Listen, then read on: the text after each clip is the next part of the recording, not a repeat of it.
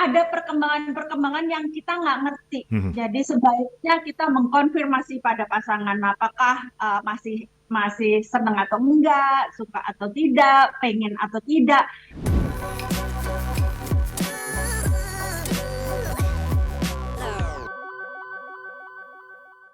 Ketika berkomunikasi ada dua pihak yang berperan, Mbak Okto, ya, sebagai transmitornya, pemberi pesan, dan juga penerima pesannya. Mana yang harus mengkonfirmasi? Eh,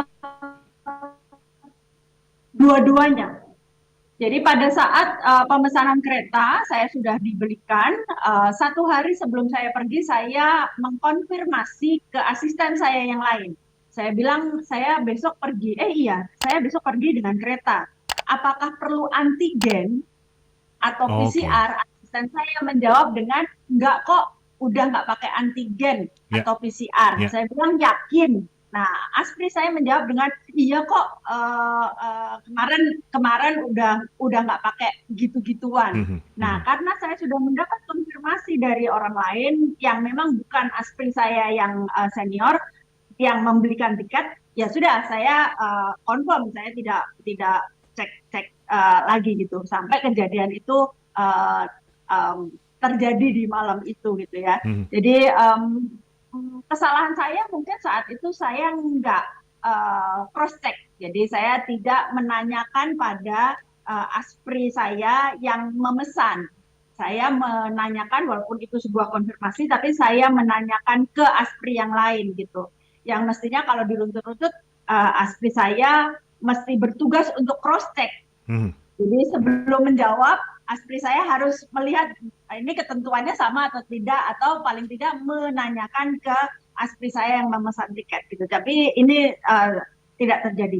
Jadi ini menjadi sesuatu yang sepertinya kecil tapi menjadi bisa sangat Mhm, besar mhm. tentang konfirmasi ini. Apalagi kalau kita kerja tim ya, Mas Bowo. Konfirmasi per konfirmasi itu penting banget Oke, dilakukan oleh sebentar. Saya mau mengkonfirmasi, saya bukan Mas Bowo, saya Mas Daniel. Mas Daniel Wibowo, Bowo kan dari tadi ya. Oke, Mas Daniel, maaf. Daniel Wibowo. Oke, Mas Ya, ya. Daniel. Jadi konfirmasi itu sangat penting. Saya underline banget. Ini juga terjadi pada pasangan ya, untuk mengkonfirmasi beberapa hal yang mungkin saja sudah sering dilakukan, sebuah rutinitas.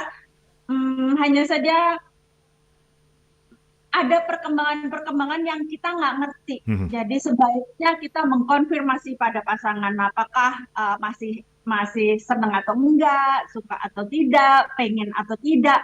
Ini juga terjadi pada parenting. Jadi klien saya di hari ini salah satunya adalah seorang anak usia 9 tahun Mhm. gitu ya.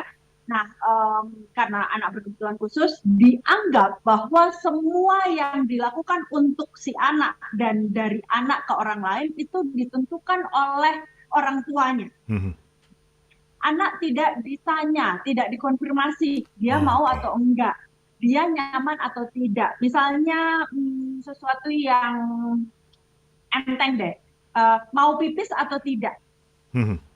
Kan belum tentu kalau kita belet pipis si anak juga belet pipis kan. Betul. Pipis kok Sehingga si bareng-bareng. anak si anak perlu ditawarkan, Ya, ya. ditawari kan, kamu mau pipis atau tidak. Kalau si anak bilang tidak, ya nggak perlu sok tahu dengan, wah kamu tuh belet pipis. Gitu. Pasti belet pipis, orang perjalanan jauh kok ini tadi kamu udah maam, udah mimik dan lain sebagainya. Kita perlu mengkonfirmasi ulang dengan jeda, jangan lupa ya, dengan jeda. Begitu dia bilang tidak, kemudian kalau memang mama papahnya belet pipis ya sudah pipis saja. Setelah semuanya pipis, kemudian dikonfirmasi kembali, benar kamu nggak mau pipis dulu karena kita mau pulang kira-kira sekian jam, kamu mau pipis atau tidak. Ini penting menurut saya, Mas Daniel, Mhm.